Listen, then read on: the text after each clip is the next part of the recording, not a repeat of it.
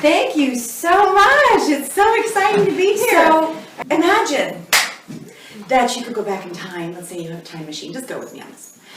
And you go back to the 1500s. And you're trying to show one of the peasants in the 1500s a car. And you say, oh no, just get in the car, I'll take you for a ride. It's really awesome. And that probably wouldn't go well. They'd probably be afraid. I've never seen it before. Turn it on, they think it's alive. Maybe it's an animal or probably a demon. Those people had real boners for demons back then. Yeah? So what wouldn't happen is that they would just trust it and get in and go for a ride with you. Because they wouldn't understand it. It would be too foreign for them.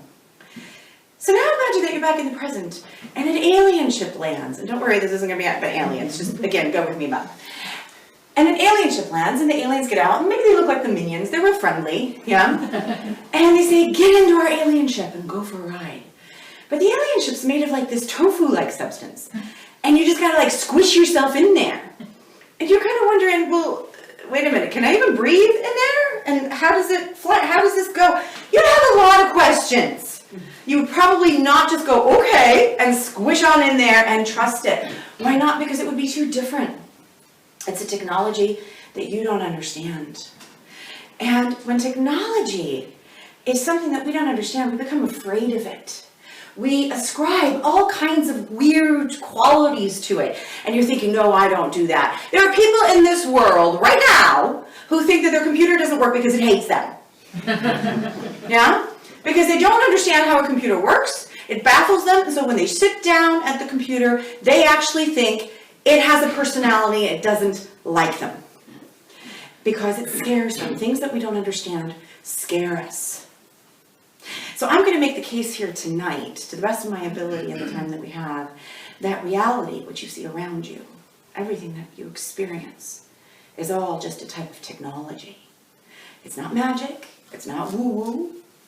Although we can go down the rabbit hole if you want. We can do that, yeah? But it is just a type of technology. It's a type of technology that we don't fully understand. But here's the great thing. Let's talk about the car again for just a second. Who in here could actually build a car from scratch? Who's willing to get in a car and be driven around? Just about everybody. Maybe somebody has a phobia. I don't know. Yeah? You don't have to understand the technology to the degree that you could replicate it. You just have to understand it enough so that you trust it, so that you can use it. Yeah? Most of us understand the technology of a car because we grew up in a world with cars. So we understand it enough to go, okay, I stick my key in here, I turn it, there's combustion engine, I get it, the gas goes in, it's a fuel. Maybe I saw a commercial one time where the thingies went up and down, something happens there's probably a spark plug somewhere, and then I turn the wheel and the axis turns, and you get the basics, even though you couldn't maybe fix a car or build a car, or certainly wouldn't be able to put the microchips in the new cars together. But you understand it enough not to be afraid of it. You might be afraid of other drivers, but not the technology of a car. So we don't have to understand the technology of reality to the point where we could build this or to the most intricate detail. We just have to understand it enough to be able to use it so that we trust it, so that we're no longer afraid of it, and so we no longer ascribe weird crap to it. Like, oh, I don't know, there's an entity somewhere that decides whether or not you're worthy of getting the stuff that you want. And I'm not trying to shake your belief in God. I believe in God myself, but not that God. Yeah? So when you start to look at it in terms of technology, things become very, very clear because we already have so much understanding in our consciousness right now that makes this so easy for us. For example, when we start talking about non-physical energy, non-physical energy. Who here's downloaded an MP3 over Wi-Fi? Non-physical. Where did it go? Did somebody hand you? No, it just kind of transmuted through the air. You didn't see it. It was non-physical. Then got onto your device, and you were able to interact with it in a physical way. You were able to play the music. You were able to hear it. You were able to watch the movie. Yeah? We have no problem understanding that. Could most of you build that technology? No. But you use it every day. Every day when you download something wirelessly, you're using a type of technology that helps you understand what non-physical energy actually is. So when I say to you, there's a whole lot more going on here than your five senses can perceive. Well, sure, there's microwaves, and there's a light spectrum that we can't perceive, and there's sounds that only dogs hear and we can't hear. So you start to get it. You see, this has come into our consciousness.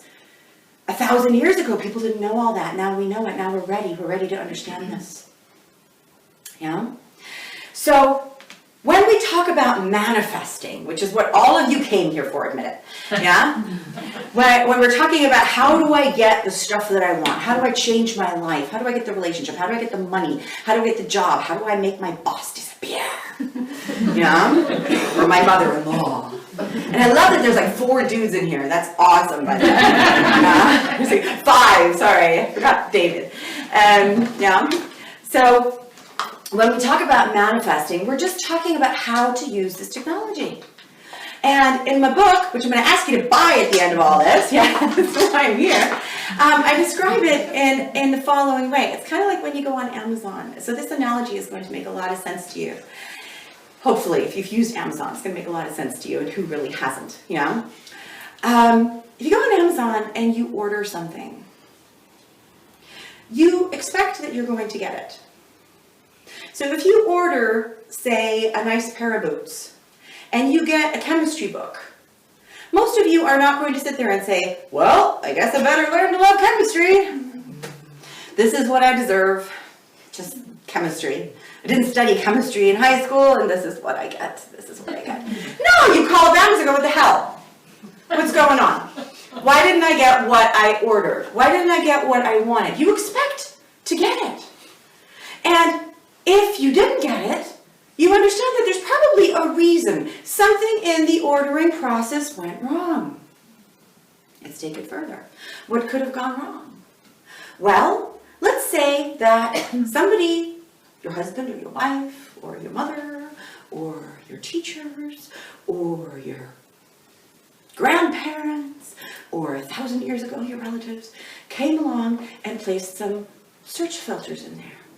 So you're looking for boots and all it's showing you is books. And you're thinking, oh, Amazon doesn't have boots. All I can see is books. No, you know Amazon has frickin' boots. So there must be something filtering them out. You're starting to see the correlation here? We do this in our reality all the time. Well, I don't see it, therefore it doesn't exist. Well, no, it exists. Amazon has boots. You must just be filtering them out. You see. So these filters that we totally understand when it comes to our physical technology, yeah, we get it now. We're like, oh, just put a different search filter. If you don't find in Google what you're looking for, you do not assume that it does not exist. You assume you got to use different search terms. You're getting that. But in your reality, if you don't see what you want, well, there's no jobs. There's no jobs in that field that make any money. That just doesn't exist. Really? There's no good men. There's no good men that do not live with their parents, that have their own teeth. They just don't exist. Or good women, you know? We just decide it doesn't exist. We can't get what we want. So think of it more like going to Amazon. You expect to get what you want. You expect that they have it. And you expect that if you're not getting it, something went wrong. You do not just accept it. You don't just lie down and say, oh, well, I guess this is my life now. I got to study chemistry. I don't like chemistry, but I wanted boots. I guess it's wrong to want boots. It's superficial. I shouldn't have wanted boots. Yeah? There's no judgment in it. And yet this is what we do. We judge ourselves all the time. We judge ourselves for our desires. I shouldn't want what we don't allow ourselves to want what we want. But here's the thing. You are built to want. You are built to want. That's why you can't stop wanting. You are built to have more and more desires, not to be dissatisfied with what you have and constantly be running after something else. Yeah? Because you don't go to an amusement park and sit on the roller coaster and say, I wish I was on that one over there. Yeah, this one's, no, I wish I was, no, you say, this one's awesome, and I can't wait to go on that one over there, and then I'll go on that one over there, and then we're going to get cotton candy, and You see, you don't have to be dissatisfied with where you are to want more. The two are not mutually exclusive. You get to be excited about what you have, and you get to want more. Because we always think that wanting more means you're dissatisfied with where you are, and we spiritual people have learned that we shouldn't be dissatisfied with what we are. It's a wrong thing, it's a bad thing. And it's not a wrong thing, it's not a bad thing, it's not a helpful thing. Yeah? So we'll talk about that. But first, I would like to introduce myself now that I've laid some groundwork. Who in here has no freaking idea who I am? Just dragged here with somebody else, or Bernie talked you into me. Okay, so that was about half and half. That's good. So obviously, my name is Melody Fletcher, and who the hell am I? Why? What makes me qualified to even talk about all this to you? Yeah. So I grew up, like many of you in here, an empath. What does that mean? What is that word, empath? It means that I had the ability to feel what others were feeling.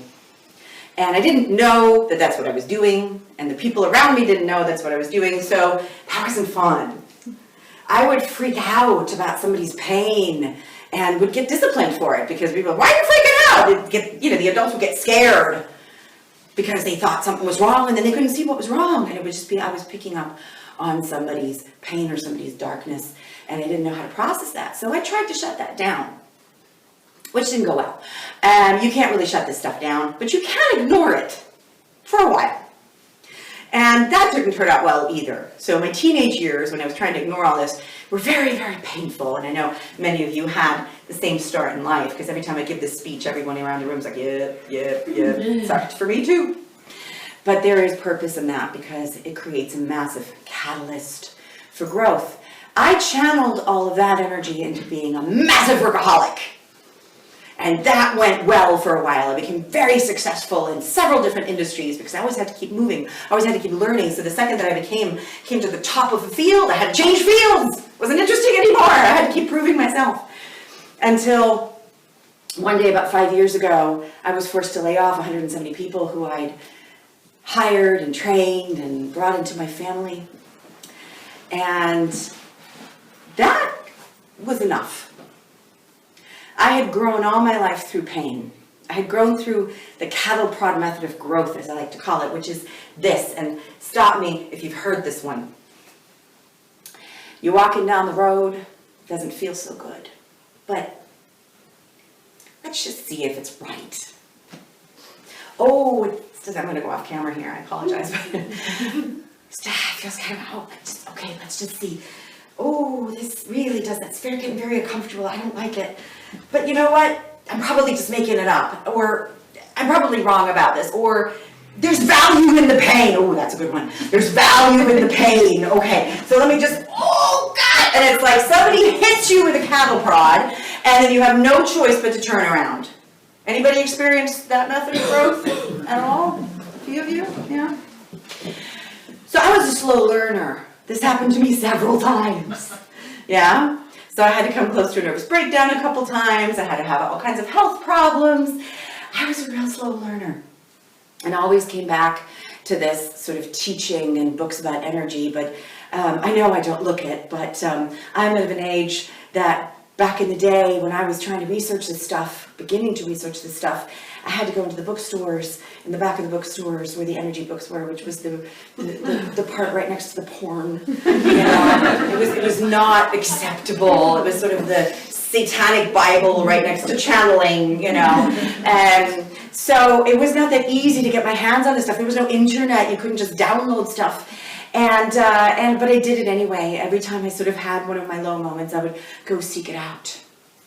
And so 5 years ago, I had another one of these low moments, and I said, that is it. I can't do this anymore. Something has to change. This is a pattern that I'm not willing to repeat. And so I was able to orchestrate being laid off by the company.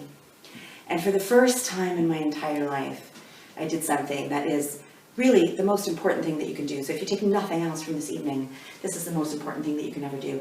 I made space. I made space. I sat at home for 2 months and I did nothing. And I healed. And my body started to break down and rebuild itself. And I healed. And my mind went to the Bahamas or something. I couldn't have a coherent thought for a couple of months. And I healed. And then I started to read again. And I started to listen. And I started to listen to that voice inside myself. And then came the day, about 3 months after I got out of my corporate life, when everything just opened up. And I had what people call a moment of awakening, which was my first of many, because that was not the last time that happened. Kept expanding quite rapidly after that, but it was like somebody let me look under the hood or the bonnet for y'all. Yeah? So I got to peek behind the curtain. I got to see how everything actually works. And everything made sense, and it was so simple and so elegant, like all great solutions are. And then I went to Peru, which I had known for years I was going to do one day, and that day came, and I worked with a shaman for a month, and that just opened everything up. And what I do now, which I was trained to do over the last few years by my guides, and if you don't want to think about guides, then talk about inner knowing, doesn't really matter, is to connect with people's energy and translate it back to them in my own snarky, sarcastic way. Because you can do this for yourself. You can definitely all do this for yourself. But sometimes it's a little bit easier to hear that voice when someone's slapping you right in the face with it. So that's what I get to do. And I have the fantastic privilege of getting to do that for my clients and audiences such as you. And through all of those sessions, I started to pay attention to what was coming through, because I always listen in when I'm talking to somebody. And a framework started to emerge on how this actually works and how people can actually start to live their lives in a really simple way, the simple things that you can do to use this technology, as I look at it, to really get the life that you want. And it's so much easier and so much simpler and so much more elegant than we've been making it. If you're working hard, you're doing it wrong. If you're suffering, you're doing it wrong. If you're flying high and life is easy and good shit just comes to you, you're doing it right. If that's not happening, it's not because you're stupid. It's not because you're broken. It's not because you're unworthy. It's just because you didn't get the fucking manual. Yeah? By the way, I do curse. But I figure I'm in Scotland and y'all can handle it, right? Because in America we have this saying, curse like a sailor. I think you should be cursed like a Scotsman. Because y'all are fantastic at the creative cursing. I absolutely love it. Usually I say, I sort of subtly manipulate the audience by saying, we're all enlightened enough to allow that, right? And people go, yes. Yes, you can curse. Normally I'd be offended. No, I'm enlightened today. So, but with Scottish people, I don't have to do that. So if there's any English people in here, I apologize. All right. So now we've laid a little bit of a basis. The way I see energy is on a spectrum called the spectrum of empowerment. And you've got, I'm not going to get real mathy here, okay? But we have some numbers on the spectrum. So you've got 0 in the middle. You've got -1, -2, -3. Those are the negative numbers. Let's not judge them. -1 is not a bad number, you know? And +1, +2, +3, and they both go to infinity. And on the negative side of the spectrum, we have the negative emotions, the ones that we spiritual people don't like to own up to. And on the positive side of the spectrum, we have the positive emotions. And the further you go down, the more intense those emotions get. So if you go to -10, -20, -30, the negative emotions get more intense. And they let you know that you're moving away from what it is that you really want and who you really are. Now, why would you do that? Because you have limited options. Remember how we started this conversation with the search filters? The search filters are your limited beliefs, which were often installed in you by others who just handed them to you at birth and said, here's my packet of search filters. And you went, okay. Because you came to this planet and, well, quite frankly, you were kind of helpless. You didn't speak the language, couldn't really use your body, didn't know how anything worked. You relied upon those who came before, the natives, yeah, to help you figure out how it worked. So you just got to accept everything they told you, everything they acted upon, and of course you soaked it up energetically, even in the womb. And then you became a teenager and you wanted to break out of all those search filters, and your parents probably didn't let you. probably shut that down. That's the natural time when we start to question everything. Everybody turns into an idiot, and we say, I'm going to figure it out myself. And parents go, no! You're going to end up in a van by the river. We can't let you question reality. Yeah? But if you start to question those search filters, you can get away, because what those search filters do is they limit your options. So when you're on the negative side of the spectrum, what happens is that you're often choosing between more painful and less painful. So the choice that you as an outsider, when you're looking at an addict, for example, the choice that you see, that's not a choice that's open to them. They don't even register that choice. They're making a choice between awful and less awful. And if heroin addiction is something that they're choosing, imagine what they're choosing, what they're not choosing, what that other choice is. In the negative side of the spectrum, our motivation is pain minimization.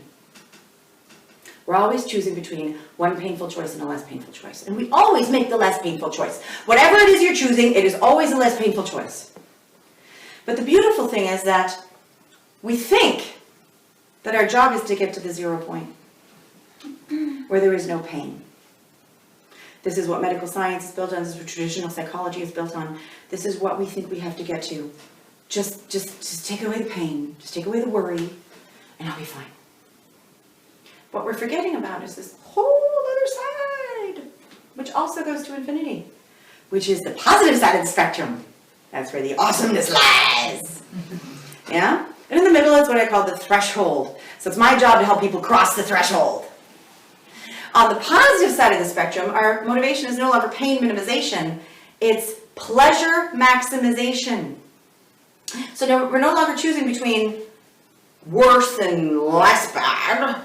We're choosing between awesome and awesomer. Our entire motivation shifts 180 degrees. And what's in between is the space called the void.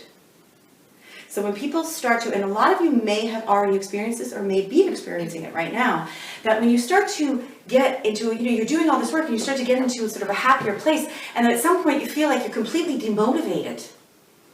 And you don't feel like you want anything, you don't feel like you want to do anything. Anybody hit that point at all?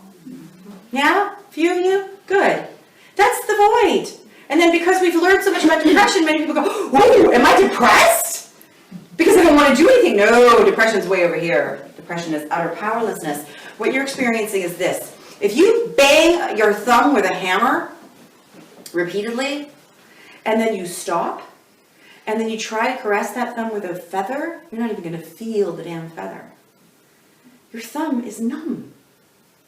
You have to wait for it to heal a bit. Then the feeling comes back, and now you can feel that subtle feeling of that feather. Positive emotions are more subtle than negative emotions. Positive vibrations are more subtle than negative vibrations. The hammer is less subtle than the feather. Yeah?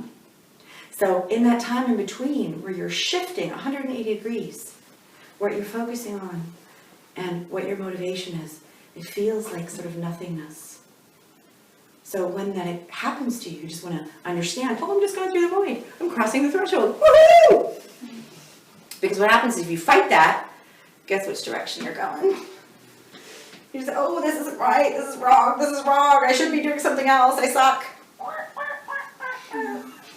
Yeah? But if you relax into it, you can spit out the other side.